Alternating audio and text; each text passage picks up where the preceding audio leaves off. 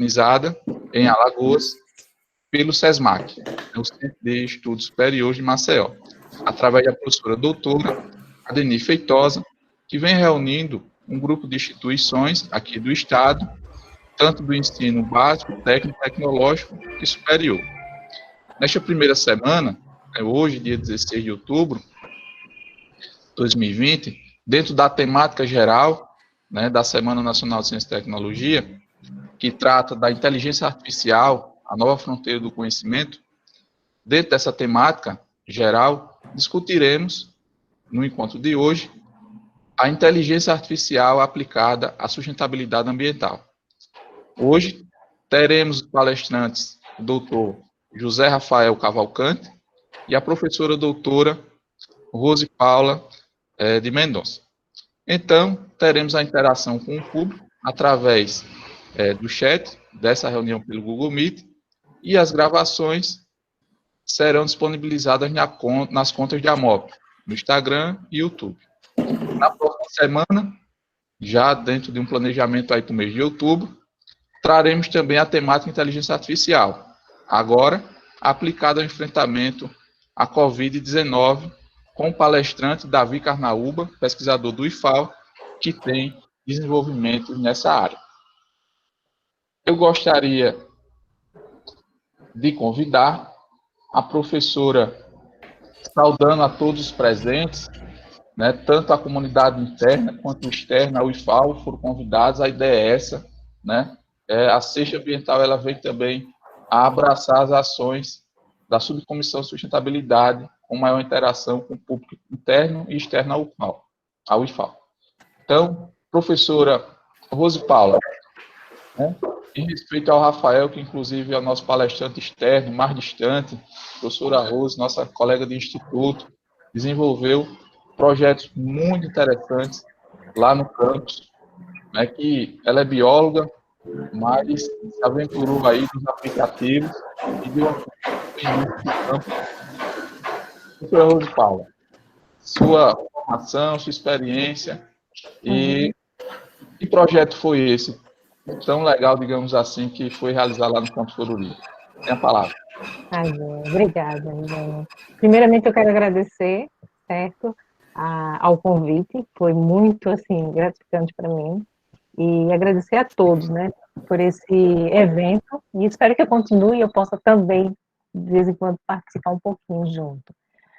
Como você já apresentou, sou bióloga e doutora em biotecnologia, e me aventurei realmente nisso, porque a tecnologia vem aí cada vez mais crescendo e a gente tem que usar essa ferramenta a nosso favor, Eu trouxe aqui algumas figuras para mostrar, porque como o meu trabalho, o nosso, que foi desenvolvido lá no IFAL, ele tem bastante coisa para mostrar a figuras, aí eu achei interessante trazer um pouco disso. Então, se vocês me permitem, eu vou colocar aqui, vou compartilhar aqui a tela para mostrar mais ou menos o que foi feito, certo? Posso continuar? Com certeza, professora Rose, fica à vontade. Todos estão vendo a tela? Sim. Vou botar no modo de apresentação. Bem, como tem essa temática, e aí eu separei esse material, é breve, que fala um pouco sobre essa inteligência artificial. Quando a gente fala em inteligência artificial, eu, ao menos, eu lembro logo de alguns filmes, daquela coisa bem futurística, de coisas que a gente, na época, não imaginava que ia estar tão presente nas nossas vidas, Eu lembro bem mesmo do filme que foi em 2014, se eu não estiver enganado, que era sobre inteligência artificial, um robô que foi feito, e ele era uma criança e ele queria se tornar humano. Que isso é uma coisa assim, que ainda está bem distante, mas não sei, de repente está mais próximo da gente que a gente nem imagina, Então, o que foi a ideia lá? Utilizar algumas ferramentas dessa inteligência artificial, que é para poder usar e se aproximar cada vez mais nosso conhecimento e e da população, de um modo geral. Então, essas tecnologias vêm surgindo cada vez mais para diminuir ou mitigar certos problemas e otimizar, né, os processos envolvidos em decisões, gerenciamento. Então, destaca-se aí essa inteligência artificial dentro do meio ambiente. De que forma a gente pode utilizar, né, dentre as possíveis áreas. Algumas imagens que eu coloquei, ou melhor, todas, foram tiradas lá do campus Coruripe. Então, essa inteligência artificial, ela está inserida em ordenamentos que tentam, né, aí, de uma certa forma, criar esse manejo sustentável, a utilização de técnicas para conservação do solo, entre outras coisas. Então, para ter a conservação, para conservar, é necessário que a gente conheça. Então, partindo daí, imaginou estar fazendo um trabalho dentro do próprio IFAL para que a gente conhecesse toda essa flora que estava ali presente, marcante, dentro do Instituto. E aí, então, foi utilizado uma ferramenta, que é o QR Code, que pudesse transcender a curiosidade de quem estivesse ali e o conhecimento, criando aí uma flora digital. Eu trouxe essa imagem do Tecomistan, que é o ipê amarelo de jardim, porque tem uma história interessante em relação a ela, porque uma outra espécie que é bem parecida com ela, que é a craibeira, ela é uma árvore símbolo do Estado, tá? Então, eu trouxe essa só para dar um destaque, que muitas vezes a gente não conhece um pouco da história. Então, essa ferramenta, o QR Code, que é um Quick Response Code, é uma resposta rápida de um código que pode ser inserido em vários locais, né? Dentro disso. E ele é bastante utilizado em todo o mundo. Basta gerar e, através dele, você pode passar informação de sites, de fotografia, de livros. Tem uma infinidade de formas para se utilizar esse recurso. Então, o que foi que a gente fizemos lá? Fizemos uma catalogação de todas as espécies, colocamos em um local, que é um blog, que está com todas as figuras presentes lá, transcrevemos essas informações para esse código, né, que é um código bidimensional, ele é parecido até com aqueles códigos de barra que tem no supermercado, só que ele é diferente porque ele tem o número de informação é maior. Transcrevemos isso para as placas de PVC e colocamos ao longo do campo. Então, está aqui uma placa prontinha, a pessoa basta tirar essa informação daqui e lá essas informações elas são geradas e eu posso, a depender do intuito em si, eu posso alterá-la e isso é automaticamente gerado para lá, junto ao código.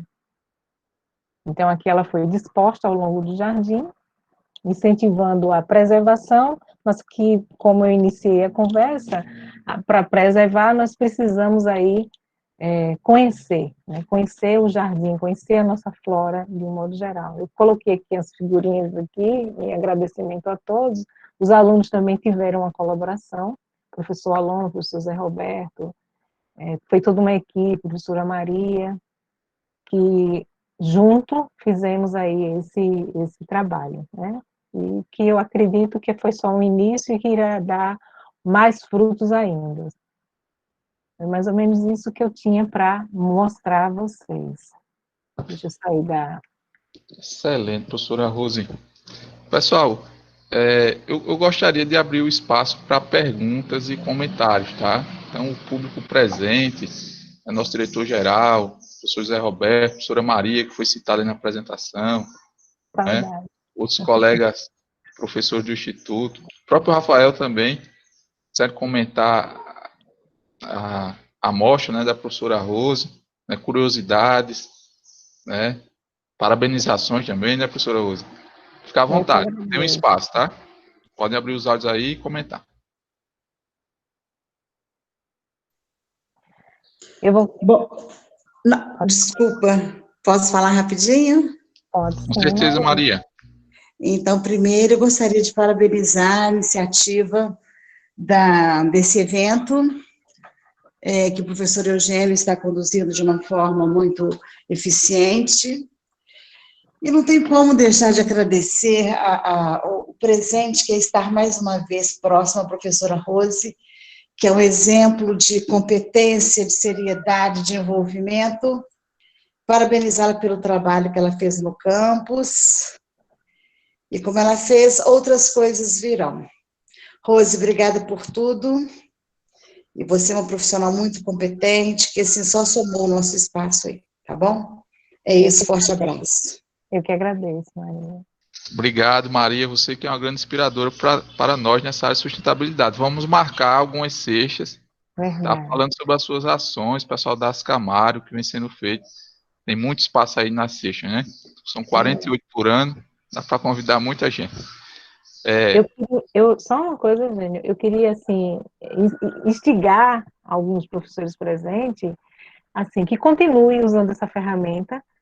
Ela, quando foi criada, inclusive, que foi por um grupo da Toyota, a intenção era catalogar as peças da fabricação de carro. Então, pensando assim, tem muita coisa que dá para se tirar daí, né? No próprio curso que está aí de mecânica e edificações, muita coisa dá para se extrair, quer dizer, que vai além das disciplinas, que vai além do componente curricular, vai muito mais além. Eu acredito que isso irá despertar cada vez mais essa vontade de aprender a aprender e mostrar aí a toda a comunidade, né, o que temos, né? É só isso. Muito bem observado, professora Rose. Você citou a Toyota, né? O sistema Toyota de produção, Isso. do automobilismo, a indústria automobilística, mas ela serve também de exemplo para outras indústrias. Eu sou engenheiro civil e essa palavra, né, abstração. Então, você trazer os conhecimentos aplicados em outra área para a sua área específica. Então, hoje o desafio no Campus Coruripe é abstrair o trabalho da professora Rose para outras aplicações, né? Então, aqui é na presença aqui do diretor-geral do Campus Coruripe, que tem como uma das obrigações anuais de fazer o levantamento patrimonial do campus, né, todos os itens. Então, imagine cada cadeira daquela tivesse um QR Code com um celular e a gente conseguisse fazer essa recatalogação, né? Essa recontagem de tudo. Então, professora Rose, obrigado. Pessoal, mais alguém para comentar o trabalho da professora Rose? Todos têm voz aqui, é um webinar. Professor Zé Roberto. Bom dia, Eugênio. Opa, bom dia. Eu estou com o telefone, não estou no computador, mas eu queria parabenizar mais uma vez as suas iniciativas. Professora Rose, que fez um excelente trabalho quando esteve conosco lá no campus. É um trabalho realmente um marco importante, não só na área da botânica, na área da biologia, mas um marco na sustentabilidade, professora. A senhora está de parabéns, eu apoiei quanto pude, né? Infelizmente, os recursos são parcos, mas não deu para a gente apoiar tudo. Se eu fosse apoiar tudo, eu tinha vontade de apoiar tudo que a senhora idealizou, mas os recursos eram mínimos. Mas, assim, a gente fica muito feliz em tê-la, né, conosco no período que passou, incentivou e agora, mais uma vez, dando uma contribuição excelente.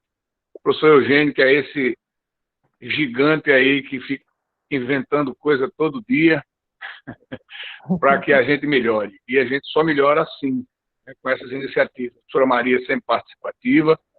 E, pessoal, da sustentabilidade, que eu faço parte também da comissão, pode contar comigo. Esforço não vai faltar. Talvez recurso, mas esforço não falta, nem boa vontade para fazer. Então, parabéns, Rose. Bacana a sua apresentação. E que isso sirva de estímulo para os demais colegas. Obrigado, Eugênio, pela oportunidade. Parabéns e continue aí que o negócio está muito bom. Obrigado, professor Zé Roberto. Obrigado mesmo. O Rafael Cavalcante, nosso segundo palestrante, ele é engenheiro ambiental. Rafael, você ficou surpreso com o trabalho da professora Rose? Surgiram ideias aí, outras aplicações? Claro que sim, né? Foi um trabalho bem interessante. Então, bom, já que abriu o microfone, já vou fazer a formalização, né? Obrigado, pessoal, pelo convite e participar aqui, Eugênio. Eu não acompanhava nesse teu projeto, mas pelo visto ele é muito interessante. Eu estou vendo as pessoas falando bem, eu estou vendo os temas que tu vem trazendo, e realmente é uma iniciativa muito legal a gente discutir isso, e quanto mais discussões e quanto mais novas ideias, melhor, né? Professora Rose, obrigado pela aula, adorei ali o que foi apresentado, né? E eu achei muito legal a ideia de ter essa identificação e ela ser feita de uma forma rápida. Isso, eu gosto bastante de passear pela rua, de ver jardins e tentar trazer algumas coisas para dentro de casa, né? E muitas vezes eu não sei o que é que tem ali. Então é muito legal essa iniciativa da gente poder identificar e saber o que tem naquele local de uma forma rápida, que seria o QR Code. Ele é realmente bem prático e dá uma informação rapidamente, né? Isso é muito legal. Isso. Muito bom, Rafael. Pode seguir aí sua apresentação. Beleza, então, eu acabei não conseguindo fazer uma apresentação propriamente dita, né? A semana está um pouco corrida aqui para mim, mas eu sou engenheiro ambiental e sanitarista formado ali na UFAL, junto com o Eugênio, né? O Eugênio terminou engenharia civil, eu terminei engenharia ambiental praticamente na mesma época. E depois que eu me formei na UFAL, eu parti para o IPH, que é na Universidade Federal do Rio Grande do Sul, onde eu comecei a trabalhar com a parte mais de cálculo numérico e modelagem computacional, né? Nesse sentido, eu foquei bastante os meus estudos e as minhas capacitações em meio ambiente e recursos hídricos, principalmente a modelagem de qualidade da água em ambientes aquáticos, né? E aí, nesse contexto de modelagem, de computação, sempre tem espaço para a gente trabalhar com um pouco de inteligência artificial, né? E aí até foi um desafio para mim pensar um pouco na sustentabilidade dentro desse sistema de inteligência artificial, como a gente conseguiria encaixar. E, no final das contas, eu achei bem interessante trazer para cá um pouco da experiência atual que eu venho tendo, né? Quando eu acabei ali o doutorado, eu acabei entrando numa empresa de consultoria, a Rama Consultoria Ambiental. Essa empresa hoje, a gente vem trabalhando bastante com soluções numéricas, né, soluções computacionais, e a inteligência artificial faz parte do nosso dia a dia. Focando em sustentabilidade de recursos hídricos, uma das áreas que a gente vem atuando bastante é com os sistemas de alerta, né?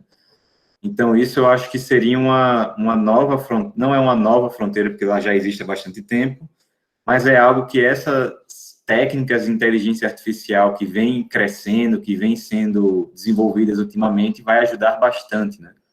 Imagina a gente chegar ao ponto de ter um sistema de alerta onde indique se um reservatório tem qualidade de água suficiente para usar para abastecimento, ou se o cara da ETA, ele já consegue mudar o tipo de tratamento que ele tem com base no sistema de alerta de qualidade da água. Ou para uma cidade, por exemplo, quando vem um regime de chuvas e uma alta precipitação, ela já conseguir se organizar contra alagamentos, contra cheias. Isso, pessoal, eu entendo que já existe, mas quando a gente começa a pensar nas possibilidades, é sempre interessante, né? Outro dia eu estava conversando com alguns colegas que trabalham com inteligência artificial aplicada a recursos hídricos e a sensação que a gente tem é que tudo vai mudar o mundo. Tu conversa com uma pessoa, ela te dá uma ideia, tu para e pensa, cara, isso vai mudar o mundo. E aí tu conversa com a outra pessoa, tu escuta o que ela está falando e tu para e pensa, isso vai mudar o mundo. E aí tu vai para a terceira pessoa, quarta pessoa, e sempre as ideias parecem que são inovadoras, que são mágicas, e que está sempre num futuro distante, né? Quando, na verdade, elas já estão acontecendo hoje, e a gente já consegue se beneficiar de muitas coisas que ela traz, né? Um aspecto interessante também da gente trabalhar com relação à sustentabilidade, seriam em locais menores, né? Eu imagino, por exemplo, um campus de universidade. Esse campus de universidade hoje, ele tem capacidade de ter ferramentas wireless, ferramentas conectadas à internet, que permitem um gerenciamento dos recursos que estão sendo utilizados de forma mais eficiente, né? Tanto água, quanto eletricidade, quanto a geração de resíduos, o tratamento desse material, a disponibilização dele no meio ambiente após tratado, né, de preferência. Isso são sistemas novos que vêm sendo criados numa escala menor, em que a gente vai conseguir conectar tudo. Eu penso sempre, né, que se a gente hoje consegue conectar a nossa casa por meio da internet das coisas, da Alexa, fazendo tudo para a gente, por que não também conectar toda a universidade, toda uma empresa ou toda uma cidade por meio desse sistema inteligente que nos permita ser um pouco mais eficiente no nosso dia a dia. E isso, com certeza, vai trazer benefícios para a forma como a gente trata o meio ambiente, né? Tratar ele de uma forma mais cuidadosa, sabendo que a gente não precisa só explorar tudo que existe nele, mas que a gente pode ser um pouco mais eficiente na forma como a gente trabalha com ele. É isso aí, Rafael. É isso aí, cara. Infelizmente eu não tenho uma apresentação, fico te devendo essa. É isso.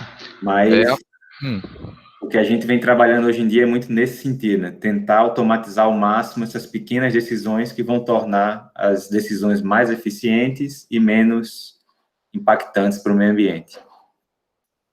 Rafael, excelente a sua fala e que bom que estamos discutindo, conversando antes do mundo ser mudado, né? Porque daí dá tempo da gente se preparar, né? Cara, Então, mas é uma loucura, bicho. Todo dia, se a gente for começar a correr atrás do que está acontecendo, a gente fica louco, né? Todo dia tem algo novo acontecendo. Então, esse ano foi o ano de se reinventar. A gente, lá no Campus Coruripe tinha uma vontade muito grande de interagir com a comunidade externa, e esse ano, apesar de tudo, não é, tiveram algumas coisas boas, como a possibilidade, né, de ter mais tempo para conhecer essas novas ferramentas, né, de encontros virtuais, né. Provavelmente de forma presencial seria muito difícil levar a Coruripe, mas hoje a gente está aqui contigo, né, aí em Porto Alegre. Tem outros colegas aqui também presentes, né, lá do Sul, que estão estudando. Carlos Henrique aqui, colega também da Engenharia Civil, foi fazer pós-graduação. Carlos Henrique também é da área ambiental, foi aluno lá do IPH, né, Carlos? Você está antenado aí Opa, na isso inteligência mesmo, artificial Eugênio. Estou aplicada pegando no meio brecha aqui ambiente? no comentário aí de vocês, mas sim, eu me formei com. Eu entrei contigo na Civil e depois eu fui fazer mestrado lá no IPH, seguindo o rastro aí do Rafael. Acho que o Rafael abriu as portas aí pra gente lá, né? E depois Com eu certeza. engajei no doutorado também lá, mas ainda não concluí não, estou na luta. Está na luta. Rafael, eu senti falta na sua fala sobre as simulações que você faz. Posso? Oi, Rose. Oi, Rafael, tudo bom? Oi, Rose, tudo bom? Rafael, quando você ficou falando, eu fiquei imaginando exatamente isso que o Eugênio tá falando, né? Fiquei aqui imaginando uma forma, um exemplo, algo que mostrasse, para poder a gente, com esse teu exemplo, a gente utilizar também em outros segmentos. Você teria, assim, algum para destacar? Claro que sim. Hoje o que eu mais atuo é com os sistemas de alerta, né? Então, eu vou citar um caso. A gente vem trabalhando nisso, né? Eu não posso citar muitos detalhes por ser mais confidencial, mas acontece o seguinte problema. Existe a operação de uma estação de tratamento de água. Essa operação, ela depende prioritariamente da qualidade da água bruta que chega para ser tratada, né? Hoje, o que acontece? As pessoas, elas recebem essa água bruta sem saber como ela está vindo, e dentro do processo de tratamento, eles adaptam os quantitativos e os processos que vão ser utilizados para poder tratar essa água de forma mais eficiente. Isso não é de todo danoso, né? A gente tem uma perda de tempo e alguns pequenos volumes de água que passam não tão bem tratados, e isso pode gerar problemas para todos. Apesar de ser pequeno, é um impacto considerável se alguém chega a ter acesso a essa água que não foi corretamente tratada. Então, existe um esforço grande hoje para que a gente consiga diminuir o tempo de resposta, né? O que acontece em termos técnicos? Existe a modelagem em termos de bacia hidrográfica, que ela consegue representar processos hidrológicos que fazem com que a bacia hidrográfica, com sua cobertura, uso de solo, tipo de poluição que ela está gerando nos rios, esses modelos conseguem estimar esse tipo de poluição, esse tipo de aporte de material que chega nos rios.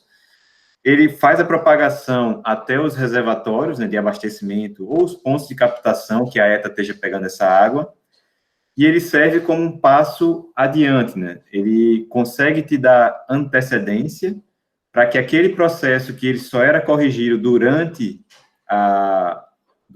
o fenômeno já ocorrendo, durante a etapa de processamento, de operação da ETA, ele ocorra antes. Então, as pessoas que operam as estações de tratamento, elas conseguem ter uma antecedência de talvez 1 dia a 1 dia e meio, e isso faz toda a diferença para que tu consiga organizar melhor o teu tratamento de água, e a gente não tem essa perda de tempo tendo que trocar em cima da hora e acabando prejudicando a rede de abastecimento, né? Outros exemplos que eu posso citar aqui também são modelagens de recursos hídricos mais voltados a zonas costeiras ou reservatórios, onde existe uma preocupação forte com relação à hidrodinâmica, como a água se movimenta e como essa água estaria disposta dentro desses locais, né? De novo, é um sistema mais complexo, a gente consegue misturar tanto a hidrologia quanto a hidrodinâmica dentro desses ambientes, e a gente consegue interligar isso para que num celular, na palma da mão, o operador de um reservatório ele consiga saber quanto de água está chegando, qual é a qualidade dessa água, se ela impacta os potenciais usos do reservatório, ou se por algum motivo tem algum efeito de maré que acabe deteriorando a qualidade da água de um estuário, de um reservatório, de uma zona de armazenamento. Então, hoje, a grande área de atuação que eu e a empresa que eu faço parte vem atuando é mais nesse sentido. Tentar antecipar um pouco algumas decisões, automatizando ao máximo a forma de alerta, a forma de aviso que as pessoas têm. Não adianta hoje eu receber um alerta agora, dizendo que a minha qualidade da água está ruim agora. A qualidade já está ruim, até eu tomar uma decisão e consertar isso, já passou o tempo, né? Então, a gente tenta trazer antecedência para que eu possa agora ter a informação de que daqui a 1 dia eu tenho alguma alteração no meu sistema, na minha rede de operação, e eu consiga tomar decisões que não impactem tanto o meu trabalho, a forma como eu trabalho no dia a dia. O Rafael, licença, Rose, que eu quero desafiar o Rafael aqui. Vai lá. Rafael, muito excelente seu trabalho, você é um profissional de extrema competência, né? Agora, casos locais aqui de Alagoas. Rafael, seria possível simular a recuperação da Lagoa Mundaú ou do Riacho Salgadinho em Maceió, utilizando programas computacionais, inteligência artificial? Seria possível? Aí tem um ponto que é muito legal a gente discutir, né? A inteligência artificial, ela consegue realmente conectar as coisas e ela consegue automatizar algumas decisões simples, no sentido de que a gente consegue, por exemplo, no aplicativo do banco, eu consigo programar meu home broker para vender e comprar ações. É uma atividade simples que eu consigo automatizar. Se eu estender essa atividade para outra escala, eu consigo automatizar sistemas de alerta e eu consigo identificar no Salgadinho, por exemplo, quando ele vai ter maior aporte de água que possa diluir aquela carga, ou quando a maré vai encher e eu consigo também diluir a carga devido à presença de maré, não só da hidrologia, né? O grande problema da inteligência artificial, e aí é um problema que não tem solução realmente no momento, é o futuro. Tudo que a gente consegue fazer hoje é para automatizar e melhorar os processos e as eficiências que a gente tem no momento. quando eu penso no futuro, quando eu penso o que vai acontecer, ou estimativas de recuperação para daqui a 5 a 10 anos, tudo isso se torna muito incerto, porque a gente não sabe como vai ser o mundo daqui a 5 ou 10 anos. Isso, por mais evoluído que a gente esteja nas ferramentas computacionais, o futuro ainda é uma fronteira de conhecimento que a gente não vai saber. Eu posso ter cenários futuros hidrológicos que são exatamente iguais aos que a gente tem hoje.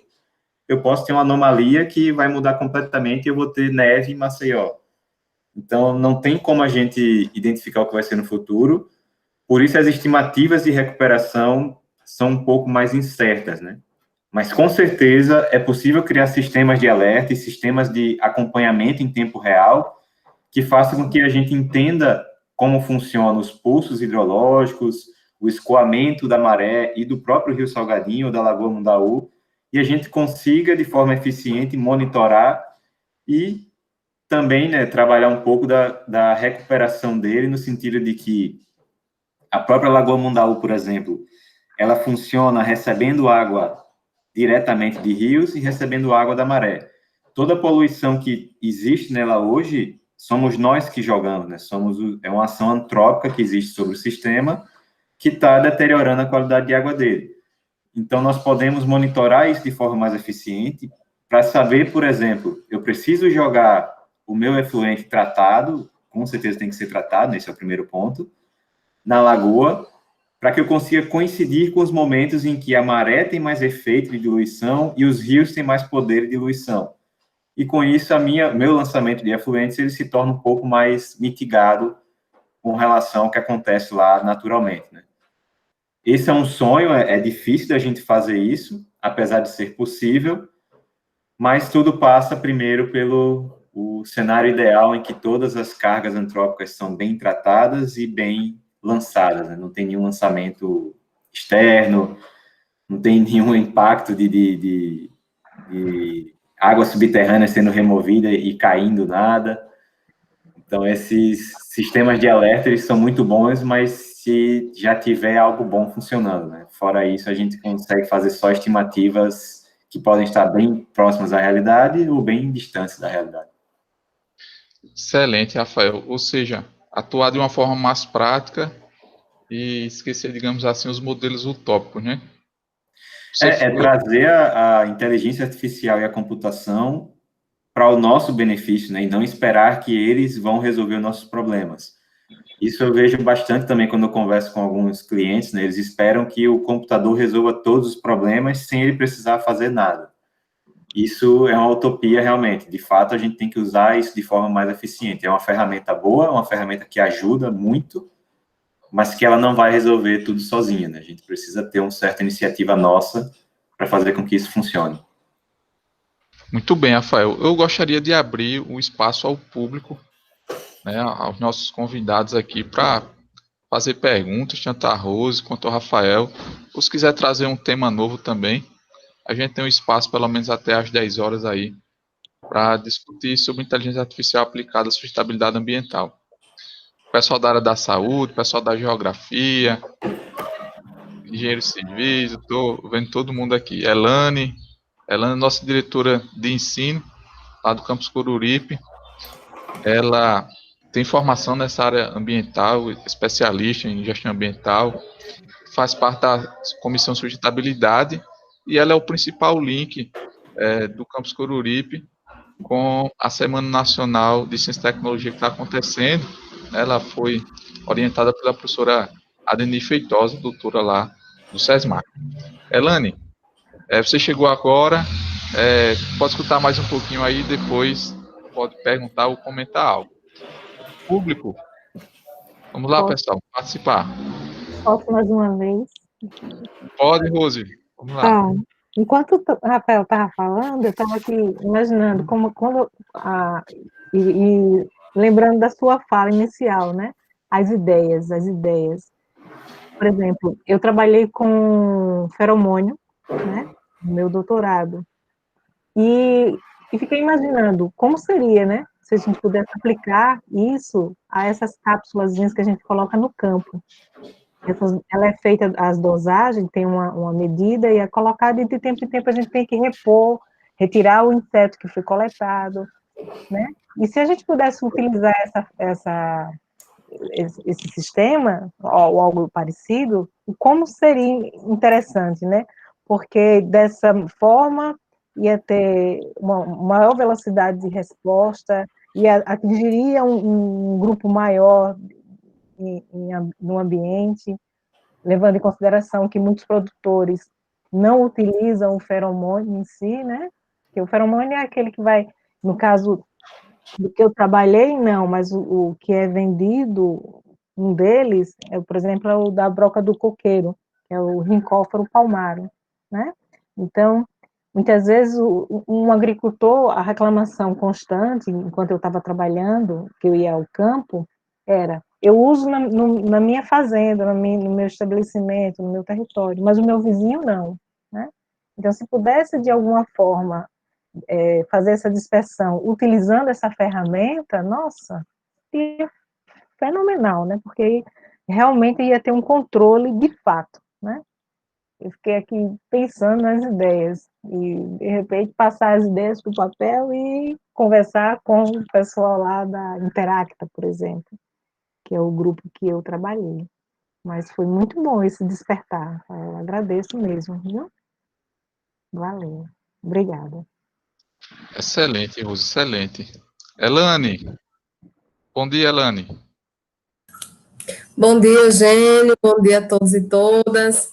Primeiramente, desculpa pelo atraso, né? Eu estava falando com o Eugênio que meu filho tá em prova, né? Terminou agora há pouco, então agora tudo remoto, aí complica um pouquinho. Então, desculpa mesmo aí o atraso, mas eu sei que foi excelente, né? Parabenizo a Eugênio por toda essa organização, a todos pelo trabalho, a Rose, né, que eu sei que falou desse trabalho aí que fez no Campus Coruripe. Então, esses trabalhos são importantes demais, né? O trabalho da Rose, que a gente conhece de perto, trabalho muito bonito, né, de identificação das plantas, e é importante que a gente conheça, né, aplique essas tecnologias, a parte ambiental, né, a sustentabilidade, porque a gente vai criando uma identidade maior, né? A partir do momento que o estudante entra, por exemplo, nesse projeto de Rose, entra no campus e vai conhecendo as plantas, né? Vai lá com o celular, né? E já conhece detalhadamente a planta, vai criando uma identidade, um cuidado maior, uma preocupação maior, né? Então, vai gerando um alerta para áreas que até então, né, possivelmente o estudante e outras pessoas, né, que entram no campus de uma forma geral, não alertavam antes. Então, todo esse trabalho, né, com certeza as outras falas também dos outros trabalhos, é muito importante, porque a gente vai criando uma identidade, vai criando um novo olhar, um alerta. Então, todos esses trabalhos são importantíssimos e fundamentais, né? Porque a tecnologia avança e a gente vê ainda tanto lixo nas ruas, tanta poluição, tudo que a gente conhece. Então, quanto mais pessoas envolvidas e trabalhando nessa área, é muito importante para o nosso meio, né, para a nossa sociedade como um todo. Então, parabéns a todos pelo trabalho e estou por aqui. Obrigado, Elane. Excelente, grande incentivadora das ações sustentáveis do campus. Pessoal, na semana que vem, né, para aproveitar essa temática aí da inteligência artificial, né, nova fronteira do conhecimento, traremos o professor Davi Carnaúba, do campus Satuba, pesquisador do IFAL, e a proposta do tema, né, da fala dele, é inteligência artificial aplicada ao enfrentamento da Covid-19. Ele é aquele pesquisador que desenvolveu pulseiras vibratórias. Quando se aproxima a mão do rosto, ela emite um alerta. O Rafael falou tanto em alerta hoje, né, Rafael? Tem uma pulseira agora para não contaminar através das mãos, né, os olhos, né, o sistema respiratório. Só complementando, Eugênio, eu entendo que qualquer segundo ou qualquer minuto que tu ganhar com um alerta é melhor, é mais fácil tomar uma decisão do que apagar incêndio, né? Quando a gente, se tu chega para mim agora e diz, Rafael, tem um problema agora, eu já estou atrasado, né? Eu já vou ter que ter um tempo de entender o problema, de tomar uma decisão. Se tu chega 2 minutos antes e diz, Rafael, daqui a 2 minutos eu tenho um problema, eu ganhei 2 minutos para pensar sobre ele. Então, qualquer forma de alerta que seja antecipado, está valendo. Qualquer segundo ganho é importante. Pois é, Rafael, e a gente sentiu falta, né, desses alertas até no início dessa pandemia, né? A China mesmo, acho que começou lá na China e daí ficou muito complicado, depois se espalhou, né? O fato é que se espalhou e os impactos poderiam ter sido menores, né?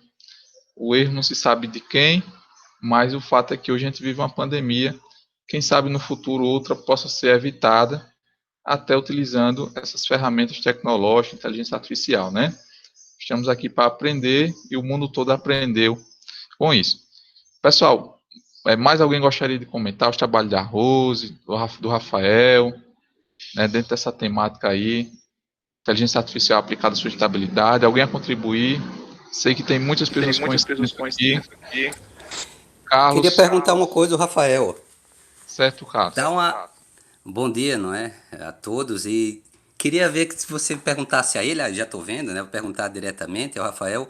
Quando a gente fala em sustentabilidade, não é interessante a gente pensar também em monitoramento de dados, principalmente insumo de dados primários, e como ele trabalha diretamente nessa parte ambiental da sustentabilidade, de modelagem, simulação. Eu queria que ele falasse um pouquinho sobre a qualidade dos dados primários, né? Essa qualidade da rede de monitoramento que a gente tem, se ela é suficiente, se todos os dados que ele utiliza, ele precisa ele mesmo gerar esses dados, se existe algum prognóstico que ele poderia fazer para o futuro, principalmente para regiões mais carentes, não é, de insumo, como é o nosso bom e velho agreste, não é, o nosso bom e velho sertão, que a gente tem uma certa carência de dados primários. Então, eu queria que ele falasse um pouquinho sobre esses dados, como eles estão interagindo nessa temática de sustentabilidade, nessa temática de modelagem, como ele vê o atual cenário, se ele poderia fazer um prognóstico pelo que ele vê no cenário atual. Um abraço. Um abraço, Carlos. Saudade de você, cara. A gente foi amigo há bastante tempo, né, já. E, bom, com relação a dados e monitoramentos, com certeza é a base, né? Nenhum sistema de alerta ele funciona sem ter informações. Até aproveitando o gancho do que o Eugênio comentou sobre o Covid, né? Nenhum tipo de inteligência artificial consegue desenvolver qualquer forma de inteligência sem ter uma base de dados confiável que ela consiga ir aprendendo com ela, né? Então, por exemplo, se eu não tiver dados de monitoramento reais, dados primários coletados naquele local, não tem computador no mundo que consiga me fazer qualquer tipo de decisão, porque ele não vai saber qual é o fenômeno que está ocorrendo ali. Ele precisa ter uma estrutura de causa e efeito, ele precisa entender como funciona as variáveis, como funciona o fenômeno, para que ele possa dar algum tipo de suporte. Quando eu falo como funciona, ele não necessariamente precisa ter uma relação física, matemática por trás, mas ele precisa entender qual é a correlação, qual é a relação que existe entre esses dados que a gente quer prever, ou que a gente quer estimar, ou que a gente quer monitorar, né? Então, campanhas de monitoramento são perfeitas, elas têm que existir. Hoje, no Brasil, a gente tem uma deficiência grande com relação à coleta de dados primários, né? Eles ficam em órgãos públicos que não organizam direito os dados, ou eles ficam com empresas privadas que não disponibilizam gratuitamente. Isso é algo que a gente pode melhorar. Tem alguns órgãos que vêm trabalhando para melhorar isso, né? A ANA, eu acho que é o principal órgão que trabalha com um banco de dados bem robusto, que permite que a gente consiga trabalhar de forma pública e gratuita com dados bons, mas a gente ainda precisa trabalhar um pouco eles para que eles fiquem consistidos, né? Essa etapa de consistência, de avaliação dos dados para saber se eles realmente fazem sentido e podem ser utilizados numa ferramenta de suporte de decisão, ela sempre vai ser coletada. O INMET é outro órgão público que também tem uma base de dados bem interessante, né? Ele consegue prever dados meteorológicos com bastante precisão.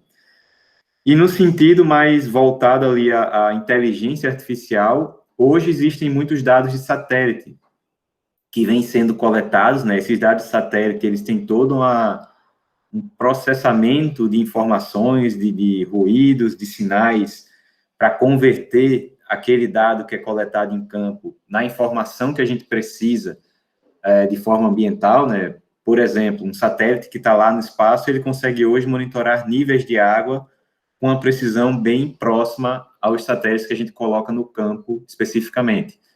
Tem um problema de escala, tem um problema de aproximação em alguns locais, mas já é uma realidade que vem se tornando cada vez mais consolidada e, como eu falei antes, né, esse aparentemente vai ser um futuro que a gente pode tentar explorar mais de perto, né?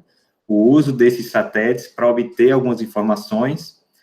Eu trabalhei uma época com um grupo de pesquisa da Califórnia, que eles também trabalham com drones para fazer monitoramento ambiental. Então, hoje a gente precisa ter pessoas se deslocando até o rio ou até um lago para fazer esse monitoramento.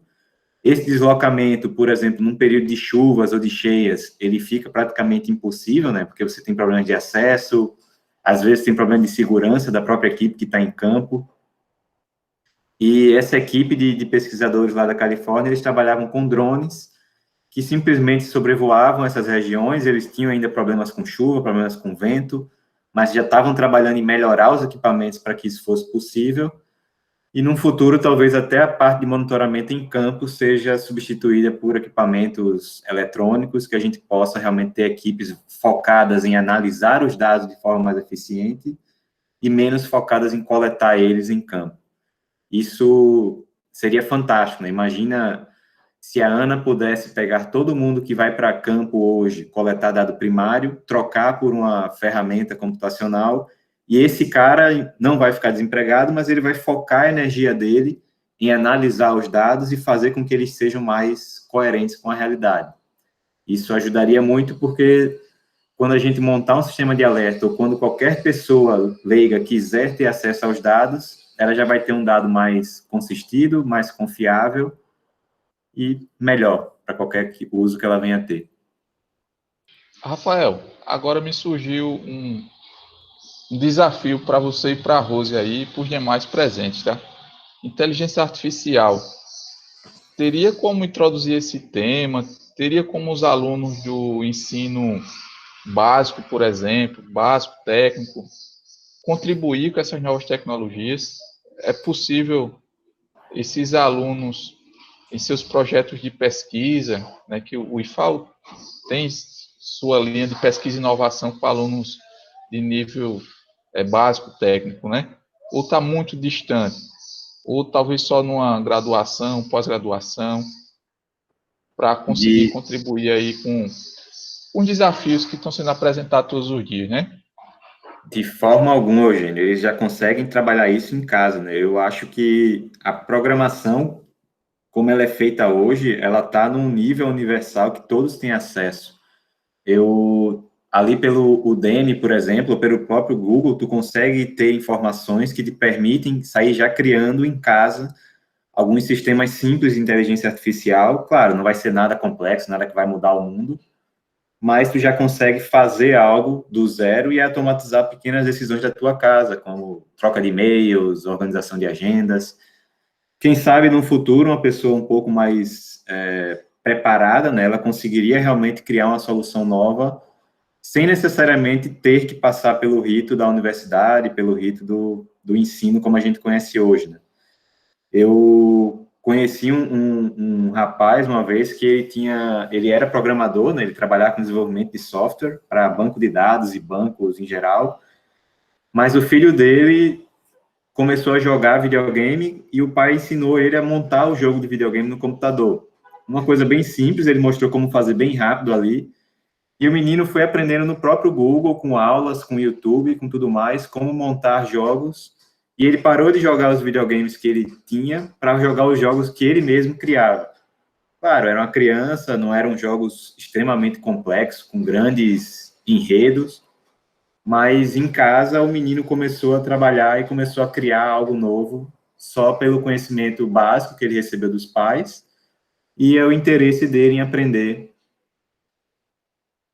pela internet, né? Então, eu não vejo como um fator impeditivo a pessoa poder começar em casa já. Eu acho que é bem viável, Só, claro, eu entendo também, não você entrar num ambiente em que todos têm acesso à internet, em que todos podem fazer isso. Mas aqueles que têm já poderiam começar de fato. Rafael, excelente, Rafael. Eu vejo aqui o Zé Roberto tá com o áudio aberto. Zé, eu vou Isso. fazer o link para você, viu? O Rafael, nosso palestrante aqui, lá em Porto Alegre, eu acho que o ano 2013, por aí, 7 anos, né? O Rafael já fazia suas corridas lá no Parque da Redenção com o celular, controlando distância e outras coisas, né? Eu acho que eu não tinha nem celular, esses mais modernos, naquela época. O meu mal ligava e mandava mensagem. E o Rafael já fazia isso. Então, inteligência artificial também aí um link com educação física, né, com saúde e a sustentabilidade também, né, Zé Roberto? Ela é um conceito amplo, né? A gente pode também fazer a gestão sustentável nas nossas vidas e isso inclui a prática do exercício, certo? Sem dúvida, sem dúvida. Eugênio, eu queria primeiro, né, registrar a presença da nossa enfermeira, tá aí, Elis, né, a professora Maria, que é a professora de artes, a professora Elane, que é da área ambiental, e o senhor, que é engenheiro, quer dizer, e os demais colegas que aí estão, depois a gente vai descobrindo as suas formações. Mas, Rafael, aproveitando o seu espaço, já vi que você é um atleta, né, tem um perfil de atleta, preocupado também com essa questão da saúde. Eu fico pensando assim, o nosso ambiente, Coruripe, é um meio ambiente muito bonito, assim, é um ecossistema muito privilegiado pelas praias que tem, pelas belezas naturais, mas tem a questão das indústrias de cana-de-açúcar, né? Essa questão como anda, assim, claro que você não vai fazer uma análise geral, mas o que você tem de conhecimento de sustentabilidade, projetos que têm sido desenvolvidos, além dos da usina Coruripe, que tem um projeto muito bom do Rio, né, que ele monitora o Rio Coruripe lá da nascente, em Palmeira dos Índios, até a Foz, né, e como é que anda a situação do meio ambiente na nossa região? Eu fico preocupado conosco, né? Nós moramos em Coruripe, vivemos e trabalhamos aqui em Coruripe. Oi, professor. Eu sinto muitíssimo, mas eu não consigo te ajudar nesse sentido, né? Eu estou morando aqui em Porto Alegre já há 11 anos e, sinceramente, as visitas que eu fiz a Coruripe foi na praia. Então, realmente eu fico bem triste de não poder te ajudar, mas eu não sou a melhor pessoa para te dar essa informação. Eu acabaria fazendo um diagnóstico muito superficial que não seria benéfico para ninguém. Eu posso acabar sendo injusto com muitas ações que vêm acontecendo aí no momento, tendo em base um conhecimento que eu tive 10 anos atrás, né? Então, eu prefiro não entrar nesse assunto, porque eu não vou saber, não vou conseguir contribuir de maneira eficiente. Certo. O Rafael Benício está aqui? Olha, ele estava. Ele estava, né? Eugênio, eu queria agradecer, pessoal, a todos vocês pelo espaço. Eu tenho que sair agora, Eugênio, eu tenho uma reunião com o cliente às 10, mas eu queria agradecer a todos pelo espaço, né? Eu achei a iniciativa realmente sensacional, Eugênio. Acho que tem que ser conversado realmente isso. E vocês são de parabéns, pessoal. Parabéns pela iniciativa, parabéns pelo espaço. Eu espero que a gente continue se encontrando, continue discutindo, porque vai enriquecer a todos essas discussões que a gente vem tendo. Parabéns. Muito Desculpa ter que sair obrigado. correndo, mas é só uma questão de agenda realmente que é um pouco mais difícil. Muito obrigado pela sua contribuição, Rafael. Excelente, tá? Foi muito Obrigado, bom. pessoal. Tchau, tchau. Tá certo. Eu estou tentando uma pessoa para responder a pergunta do Zé Roberto, viu? Estou tentando localizar aqui. Carlos Henrique, você conhece aquela região do litoral sul? Rio Coruripe, Opa, Eugênio, Pequiá. eu confesso que eu tenho pego trabalho de consultoria, mas nunca é muito na região sul. Eu tenho ido mais para a região sudeste. Eu tenho ido mais para São Paulo, Rio de Janeiro, essas partes eu não tenho trabalhado muito nessa área lá no Rio Grande do Sul. Certo. Então vamos tentar fazer uma abstração. Benício. Professor. Benício. Bom dia, Benício. Abre o áudio aí, Benício, por favor. Benício. O Benício é geógrafo. Bom dia, Eugênio. Ô, Benício, ó, tem um desafio aqui para você.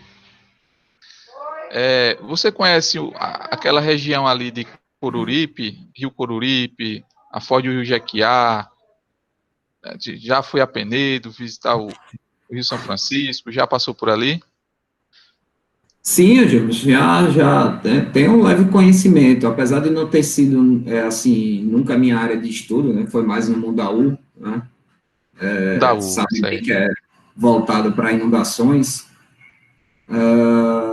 tem um leve conhecimento, assim, como o professor falou, e o Rafael falou uma coisa interessante, também não tem um conhecimento profundo, mas o professor falou que tinha projetos da usina Coruripe e tal, voltados na área. Sim. Eu realmente ouço falar sobre isso, mas também não tenho um conhecimento profundo para te dizer sobre isso. Certo. Mas que realmente, assim, num escopo geral, existe uma evolução do passado. Se você voltar 40, 50 anos atrás, tínhamos problemas seríssimos do rejeito da produção de cana-de-açúcar, né? Mas hoje existe uma evolução, mas se dizer assim, na prática, como é que tem funcionado isso, o tratamento desses rejeitos ou algo do tipo, não sei te dizer. Realmente também fico te devendo essa daí, né? Não, Benício, não desista tão fácil, não. O Benício conhece muito bem o litoral norte, Zé Roberto. Ele tem casa de praia lá em Japaratinga, e o nosso litoral alagoano é abençoado por deságue, né, por estuários de rios. Então, como é a realidade, Benício, também lá no litoral norte, porque tem muitas usinas também, né, naquela região ali da Zona da Mata, norte de Alagoas, né?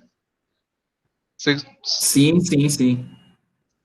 Olha, eu vejo assim, pela região ali entre Japaratinga, Porto de Pedras, e que a montante tem algumas usinas, eu não sei se caem bem na mesma bacia, né, que tem a bacia do Rio Santo Antônio, tem a bacia do Rio Camaragibe, talvez a usina Camaragibe caia lá, mas assim, pela minha experiência, vamos dizer, de visitante, né, de balneário, as condições do Rio Manguaba, lá se chama Rio Manguaba, elas são muito boas, né, até porque tem os projetos lá do peixe-boi, e eu nunca vi problemas maiores com relação a isso.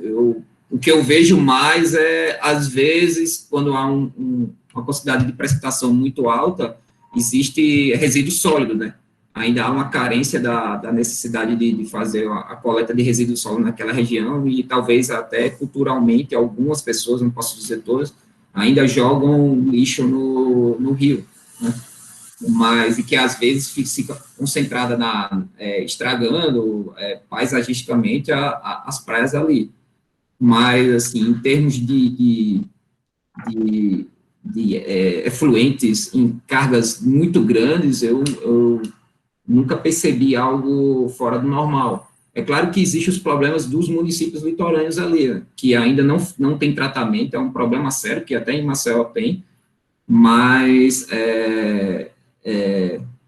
ainda precisa evoluir. Então, se nem Maceió tem, imagina como são as condições desses municípios aí, no tratamento. Às vezes não tem nem coleta, né? Então, tem uma carga de efluente sempre sendo lançada, mas ainda é algo pequeno, porque as cidades são pequenas, então, às vezes, não influencia muito, às vezes é bem local. E quem acompanha no IMA e no Instituto de Meio Ambiente, eu acho que ainda tem os estudos semanais de levantamento de coliformes fecais, falando sobre condições de vulnerabilidade das praias. Mas muitas vezes a coisa é bem local. Em Maceió é que fica um pouco mais sério, porque tem rios riachos com problemas mais sérios, né, de saneamento, com cargas muito grandes de poluentes, né? Benício e Eugênio, Benício, eu conheço um pouco aquela região lá. Meu sogro tem uma casa em Porto da Rua, ali, próximo ao rio Tatuamunha, tem aquele projeto Peixe-Boi. Realmente, as áreas ali ainda são bastante preservadas. Coruripe, eu já estou há 6 anos naquela região, não tenho tido tempo de explorar como eu conheço desde 1979 aquela região lá de Porto da Rua, aquela região norte lá. mas, se Deus quiser, eu vou ter um tempinho para explorar também esses rios por aqui, né, da região daqui de Coruripe. Mas, pelo que a gente vê, a gente observa, tem um nível de preservação bom. E Coruripe, a professora Elane, que deve estar aí conosco, tem um projeto lá, SOS Mata Atlântica, lá com o professor Marcos, que ele desenvolve um monitoramento do Rio Coruripe. Nós, inclusive, já fomos algumas vezes com estudantes para a beira do rio, para que ele faça as medições e tal. E é bem interessante. Só que, com o passar do tempo, né, a gente precisa atrair mais pessoas para essa questão de preservação daquela região. Os mananciais de água e tal, a gente tem que preservar. E nada melhor do que a escola, onde a gente consegue, né, passar gerações e gerações ali, para que tenham esse trabalho de preservação, porque é a nossa vida, é o futuro da nossa civilização, passa pela sustentabilidade. Né? Os nossos colegas aqui, a gente tem várias áreas aqui trabalhando, né, dos professores, a gente precisa incentivar mais essa questão da sustentabilidade. Então, é um compromisso, mais uma vez, nosso, de apoiar a comissão, da qual faço parte, para que a gente consiga melhorar e tornar Coruripe uma referência na questão da sustentabilidade, não só o campus, mas como município. Isso, o Eugênio e professor, só para completar aí o que vocês estavam falando, existe um comitê da bacia da região hidrográfica de Coruripe, e esse comitê ele existe e realmente ele faz esse tipo de monitoramento. Mas, além disso, existem alguns projetos que a faculdade e algumas instituições também procuram realizar. A exemplo de um projeto que tem na Universidade Federal de Alagoas, lá no campus, na área de física, e ele desenvolve um projeto que é para tentar restabelecer os rios, né, principalmente das regiões urbanas, que muitas vezes estão, digamos assim, entre aspas, mortos, né? Então ele tenta recuperar isso. Iniciei esse projeto, mas eu não continuei com a equipe, porque eu terminei passando para um outro projeto que era com o feromônio, né? Mas existe sim esse tipo de trabalho. E em relação ao Coruripe especificamente, as próprias indústrias, elas agora, né, que existe a ODS, né, que é o Objetivo de Desenvolvimento Sustentável, então ela tem que, como gestão, preservar para poder ter os seus ganhos, né, que antes não era tão falado, tão comentado, mas hoje, sim, tem os objetivos e metas que eles têm que atingir dentro da sustentabilidade, para poder, dessa forma, dar uma resposta à comunidade. Então, isso aí existe, e quando eu fui até lá, uma das usinas aí presente, eu achei bastante forte em relação à conservação. Eu fui com a Elane, para a gente também mostrar esse projeto das placas, né? E lá houve um interesse, inclusive, de fazer essa conservação da fauna, né, e flora também, estender um pouquinho mais isso aí, que existiam as trilhas e a gente podia criar dessa forma um pouco mais de conhecimento dentro dessas trilhas. Era isso que eu queria poder colocar e contribuir aí. Obrigada, tá? Excelente, Rosa, excelente. Pessoal, temos aqui participantes até da Universidade... Oi, Elane. Não, vá, conclua. Só para complementar também, mas conclua a sua... Não, então pode concluir, Elane, pode concluir. Só para dar uma contribuição também na questão que o Zé Roberto colocou. A Rose comentou sobre o comitê, realmente há muitos anos eu não venho acompanhando o trabalho do comitê, mas venho acompanhando o trabalho da ONG, que é o INAM, Instituto Amigos da Natureza, que eles têm uma parceria com a SOS Mata Atlântica, né, que o Zé Roberto comentou também. E eles já vêm há algum tempo fazendo monitoramento através de análises dos rios. eles fazem periodicamente no Rio Coruripe, no Rio Adriana, que é um rio que nasce em Coruripe mesmo, né, diferente do Rio Coruripe, que passa por alguns municípios, e do Rio Piauí, que passa também aqui na região de Pindorama. Então, normalmente, essas análises são feitas mensalmente e os resultados vêm sendo sempre regular, né? A qualidade da água boa ou regular. Isso mostra realmente um trabalho, né, um bom trabalho de preservação. É claro que quando a gente fala em preservação, a gente quer sempre mais, né? Que seja mais preservado, que tenha mais reflorestamento, mais preservação dos rios, nascentes, lagos, lagoas, lagunas, etc. Mas, assim, aqui, pela qualidade da água, a gente vê que, como a Rose falou, né, a usina, ela tem uma reserva da biosfera, ela preserva, diferente de há anos atrás, né, como também foi mencionado aqui. Então, é um trabalho bom. Claro que pode e deve melhorar, mas, assim, quando a gente compara com outras realidades, a gente vê que Coruripe ainda tem um bom estado de preservação das matas e dos rios. Mas precisamos avançar, com certeza. Isso, Eugênio e Elane, é isso que a gente quer, porque esse paraíso é um privilégio para quem trabalha, quem mora por aí, e a gente precisa prolongar ao máximo, né, todas essas benesses da natureza e um paraíso daquele. Então, a gente precisa incentivar para que ações melhorem ainda mais o que está sendo feito. Excelente, Zé Roberto. Eu queria registrar aqui a presença também, além da equipe aqui do Campus Coruripe, né?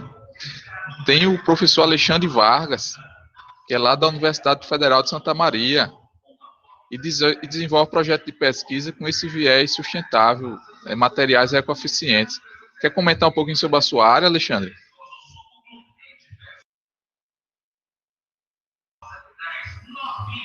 Olá, Alexandre. Oi, Eugênio, bom dia a todos. Estão me ouvindo bem, Eugênio? Sim, muito bem, Alexandre. Ah, tá, que eu tô ouvindo um pouquinho baixo aí vocês, mas eu tava com o telefone um pouquinho mais próximo, né? Eu vou me afastar um pouquinho. Bom, primeiro, parabéns aí pelo evento. Eu fiquei muito curioso porque eu não conheço Coruripe ainda, eu tô louco para ir depois dessa pandemia.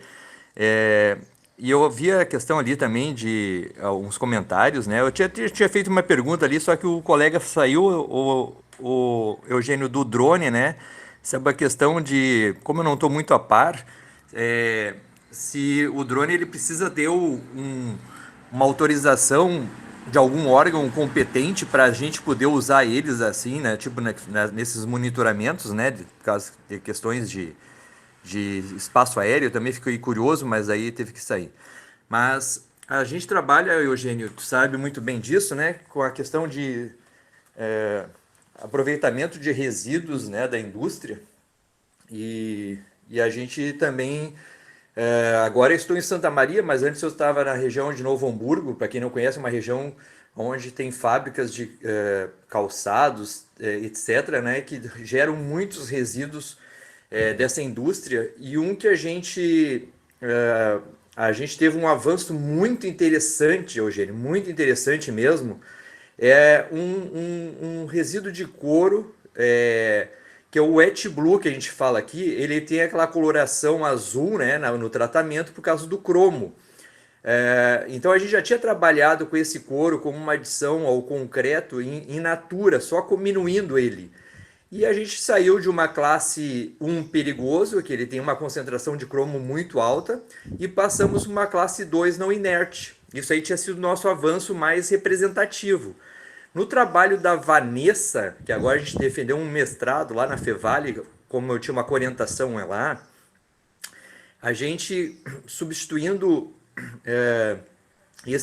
utilizando esse couro, nós, dependendo do teor, 75% ele é um agregado leve que a gente desenvolveu, até a gente pediu a patente agora desse agregado, né? E as patentes demoram, né? Tem toda uma questão aqui no Brasil um pouquinho mais, mesmo sendo uma patente verde, que ela tem um prazo de 2 anos. e a gente conseguiu inertizar esse material, que ele é um grande problema naquela região, através de uma técnica, Eugênio, de novo, a gente eu sou engenheiro civil, para quem não me conhece, pessoal, e a gente vai migrando para outras áreas, né, áreas de materiais, áreas de processos da indústria, usamos a questão de extrusão. Então, esse agregado, esse resíduo de couro, a gente fez uma extrusão, né, com polipropileno, e agora a gente vai buscar outros materiais reciclados para fazer esse processo e conseguimos inertizar. Então, eu acho que nós estamos num caminho, né, interessante sobre o aspecto de sustentabilidade, principalmente na área de materiais, e eu acho que nós todos, né, de cada região, sempre vendo, né, as questões locais para os institutos federais, as universidades, contribuir aí para a sociedade e para o meio ambiente. Então, fico à disposição, né, Eugênio, para qualquer coisa aqui na UFSM também a gente mantém uma parceria com todos os que estão assistindo aí conosco. Muito obrigado e parabéns pelo evento. Alexandre, você, né, é integrante do GP+, Zé Roberto, o nosso grupo de pesquisa em materiais alternativos, inovadores e sustentáveis. O Zé Roberto faz parte também, ele é formado em educação física, e um dos objetivos dentro do projeto, né, para o Zé Roberto contribuir é desenvolver materiais de construção para a execução de pisos, de quadras esportivas, digamos assim, equipamentos para a prática de educação física, né? Tem a Rose e Paula também, que faz parte aqui do grupo, né, do GP+. Então, veja como os pontos vão se juntando, né? O Alexandre não está tão distante de nós. Eugênio, deixa eu até contribuir mais uma vez aí, porque a gente sempre tem que ter quando tu fala alguma área, né, que o pessoal às vezes parece tão longe, né? E não é tão longe. Tu vê, agora tu nessa fala, com a parte de educação física, a gente trabalha dentro dessa questão de sustentabilidade com agregados leves. Esse material que eu comentei contigo, que é um trabalho de mestrado que foi defendido há pouco tempo, utiliza um resíduo classe 1 perigoso, porque é o extremo que a gente está... Né? Se a gente conseguir desenvolver um agregado perigoso, inertizar ele dentro de uma matriz, seja uma matriz polimérica e depois uma matriz cimentícia, agora quando está falando de educação física, eu já lembro que esses pisos, né, eles têm que ser um piso adequado para a prática de educação física.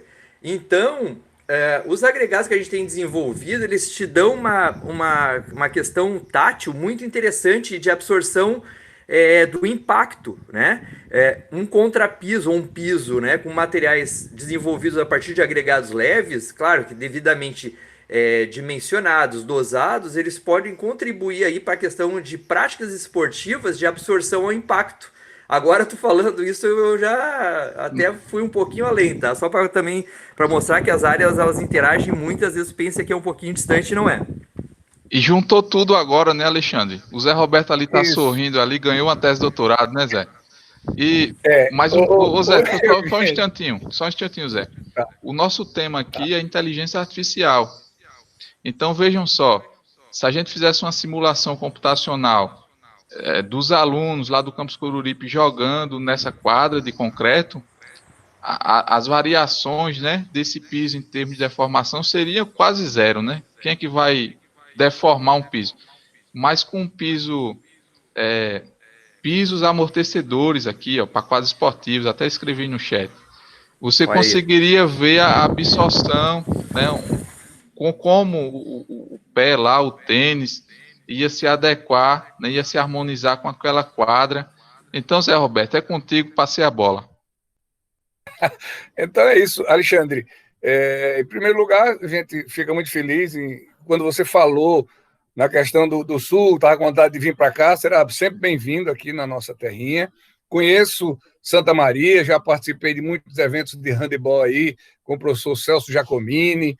Quando você me falou de Novo Hamburgo, me lembrei de Sapiranga, andei muito por ali com equipes, participando de eventos. Na Fevale, lá que você falou, também já dei algumas palestras sobre handebol, que é a minha área. Mas fico feliz quando você fala nessa questão dos pisos, Eugênio, como o tema é sustentabilidade, o tema maior, sustentabilidade nos remete à preservação. E quando se fala em melhoria de qualidade de piso, preserva o nosso atleta ou o nosso praticante da atividade física mais tempo tendo uma qualidade de vida melhor. Então, eu fiquei rindo porque eu e o Eugênio, a gente já teve algumas conversas sobre esse assunto aí.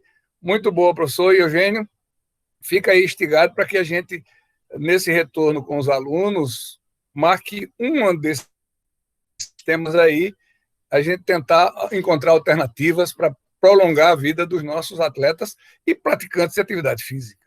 E toda a equipe está aqui, Zé Alberto. Professora Maria, que continua conosco, tem um excelente trabalho aí de contato com associações de coleta, né? Então, digamos assim, se conseguisse identificar nos resíduos sólidos gerados em Coruripe, esses materiais poderiam servir para esses pisos amortecedores, seriam excelentes, seria uma triagem, né, Maria?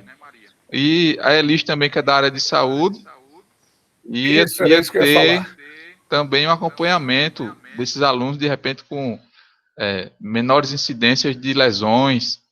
Então, está todo mundo aqui, né? A Rose, a Elane, também todo mundo contribuindo.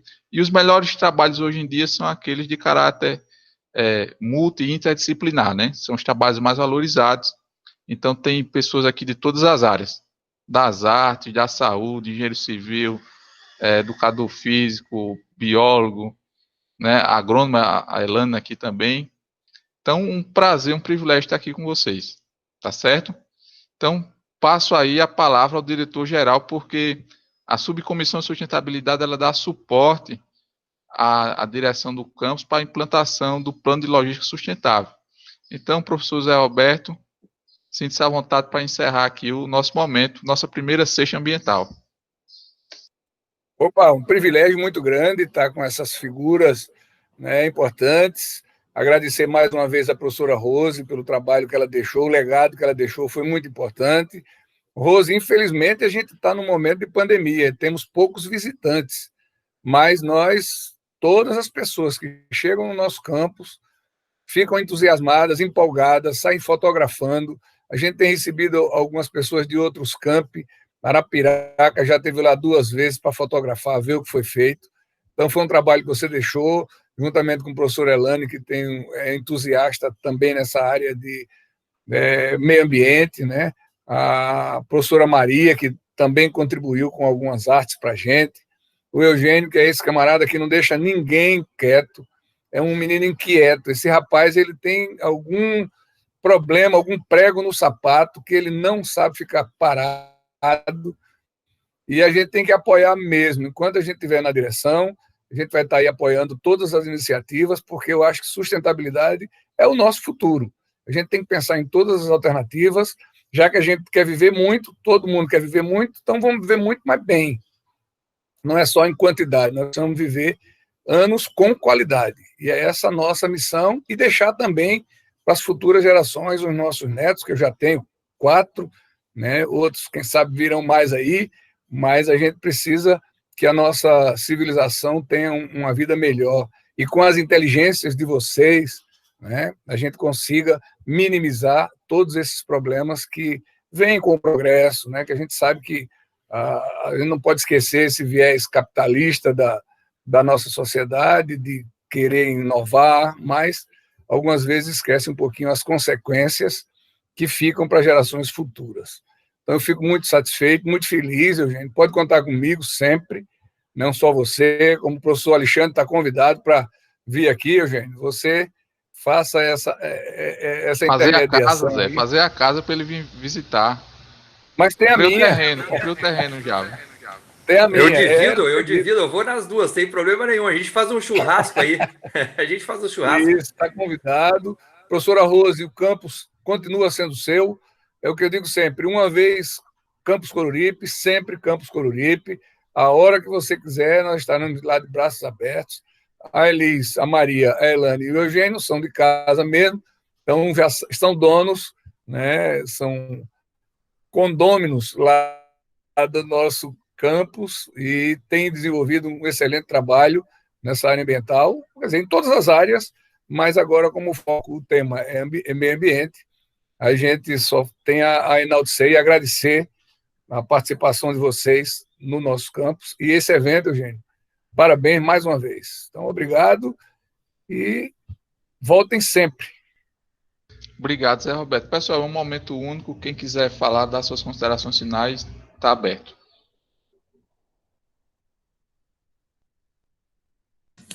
Só parabenizar mesmo, Eugênio, né? Como eu já parabenizei, só parabenizando novamente, né, o seu trabalho, a sua organização, o trabalho de toda a comissão de sustentabilidade, está aqui representado por Elise Maria também, a Rose, né? Que a gente sente muita saudade. Venha sempre, Rose, quando terminar esse período aí complicado, venha sempre ao Campus Coruripe, você sempre será do Campus Coruripe, como bem disse o Zé Roberto, né? A gente sente muito a sua falta. Parabéns pelo trabalho, o campus ficou lindo com as plaquinhas, né? Então, parabéns a todos pelo trabalho. Muito bom evento, Eugênio. Obrigado, Elane. Está aberto, pessoal, está aberto.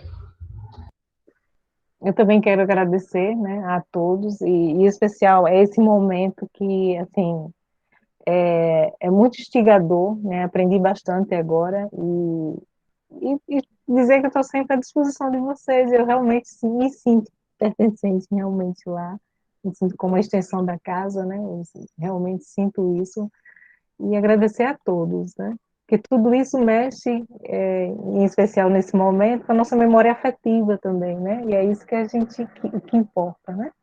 Obrigada mesmo. Mais alguém? Maria, Liz? Então tá, pessoal. Maria? Não, era só ratificar mesmo os meus parabéns e votos de êxito nessa nova empreitada. Agradecer as falas dos convidados, que foram realmente muito interessantes. Mais uma vez, obrigada. Muito obrigado também, Maria. Então, pessoal, conseguimos, né, realizar a nossa primeira sexta ambiental, né? Conseguimos participar, né, desde já, da Semana Nacional de Ciência e Tecnologia. Alexandre Vargas, aí na Universidade Federal de Santa Maria, a Semana Nacional de Ciência e Tecnologia vai acontecer? Tem programação? Está sabendo de alguma coisa? Eugênio, semana que vem, né? Semana que vem a gente começa com a JAI, que é a integração de todas as pesquisas com os bolsistas de pesquisa, né? Então, semana que vem já temos esse evento aqui, e eu fiz parte, né, das avaliações dos trabalhos, e agora, semana que vem, eu também vou fazer parte da avaliação, da apresentação desses trabalhos. Então, tanto a parte escrita, né, dos resumos, e agora a parte de apresentação dos banners. Então, tudo de forma remota, mas sim, estamos aí atuando, né? Não estamos parados. Inclusive, semana que vem começa o segundo semestre nosso, oficial, de forma remota. Claro que devido à JAI, que é esse evento, né, ele vai ser considerado, então, como uma atividade acadêmica, mas oficialmente também o nosso semestre começa semana que vem de forma remota. E, de novo, parabenizar esse evento, né? O professor Zé disse que o Eugênio não consegue ficar parado, e eu sei muito bem disso, que eu tive o prazer de ser colega do Eugênio aqui na URGS, né? Então eu já conheço o perfil dele, e tá de parabéns aí pela sua iniciativa, e pode contar aí com a gente, né, Eugênio, como parceiros. E tu sabe que eu também sou uma pessoa que fica muito curiosa, né? Quando me lançam uma ideia de fazer alguns pisos, né, sobre aspecto tátil para